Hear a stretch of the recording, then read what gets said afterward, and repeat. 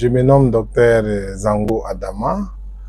Je suis médecin spécialiste en stomatologie et chirurgie maxillofaciale.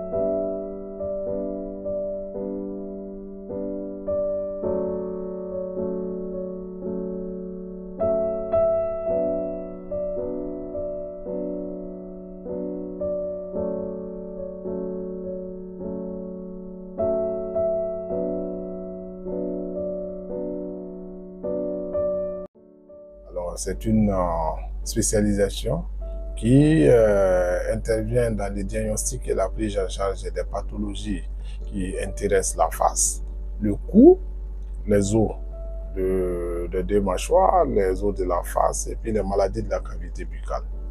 Voilà.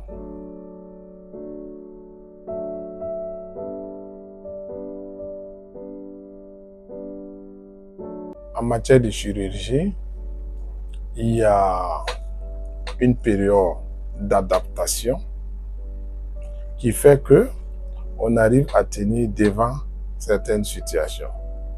Sinon, au tout début de la carrière de tout médecin ou tout chirurgien débutant, on est frappé par certains malaises, certains stress qui nous arrivent lorsque on voit certains patients dans une hémorragie cataclysmique ou dans des situations de blessures graves. Je prends l'exemple sur moi-même. Je sais qu'au cours de ma formation, à ma 4e année, j'ai eu un malaise au moment où je faisais mon premier accouchement.